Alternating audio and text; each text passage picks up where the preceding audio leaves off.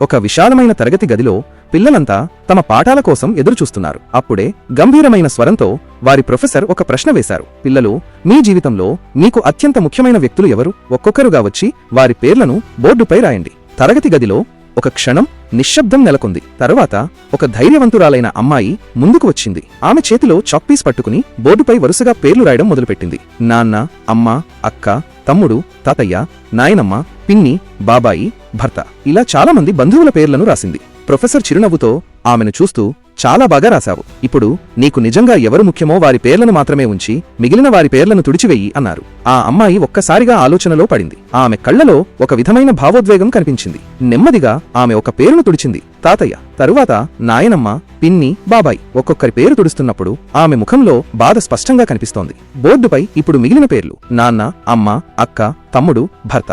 Professor మళ్లీ అడిగారు, ఇంకా ఆలోచించు. నీకు నిజంగా అత్యంత ముఖ్యమైన కొద్దిమంది మాత్రమే ఉండాలి కదా? ఆ అమ్మాయి దీర్ఘంగా ఊపిరి పీల్చుకుంది. ఆమె కళ్ళు చెమ్మగిల్లాయి. తడబడుతున్న చేతులతో ఆమె తమ్ముడి పేరును తుడిచింది. తరువాత అక్క పేరును. ఇప్పుడు బోర్డుపై కేవలం 3 పేర్లు మాత్రమే మిగిలాయి: నాన్న, అమ్మ, భర్త.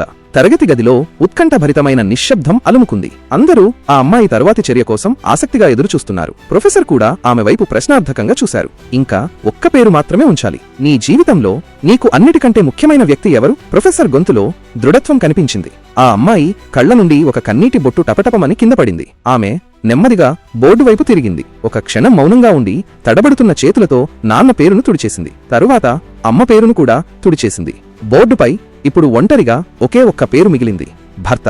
తరగతి గదిలో అందరూ ఆశ్చర్యంతో నోళ్లు తెరిచారు. చాలామంది ఆమె తల్లి లేదా తండ్రి పేరునుంచుకుంటుందని ఊహించారు. ప్రొఫెసర్ కూడా ఆశ్చర్యపోయారు. నువ్వెందుకు నీ భర్త పేరును మాత్రమే ఉంచుకున్నావు? నీ తల్లిదండ్రుల కన్నా అతనే నీకు అంత ముఖ్యమా అని అడిగారు. ఆ అమ్మాయి కన్నీళ్లతో నిండిన కళ్లతో బదులిచ్చింది, నాకు నా తల్లిదండ్రులంటే చాలా ప్రేమ. వారు నా జీవితానికి ఆధారం. కానీ ఇప్పుడు నాకొక భర్త ఉన్నాడు. అతను నా జీవిత భాగస్వామి. నా సంతోషంలో, దుఃఖంలో తోడుంటాడు. జీవితాంతం నాతో ఉంటాడు. అమ్మ ప్రేమను ఇవ్వడానికి ఎల్లప్పుడూ ఉంటుంది. నాన్న ఒక రక్షణగా నిలుస్తాడు. కానీ నా భర్త నా భవిష్యత్తు. అందుకే నా జీవితంలో అతను నాకు అత్యంత ముఖ్యం. ఆమె మాటలు తరగతి గదిలో ఉన్న ప్రతి ఒక్కరి హృదయాన్ని తాకాయి. భర్త యొక్క ప్రాముఖ్యతను ఆమె చెప్పిన విధానం అందరినీ ఆలోచింపజేసింది. ప్రొఫెసర్ చిరునవ్వుతో అన్నారు, నీ సమాధానం చాలా ఆలోచనాత్మకంగా ఉంది.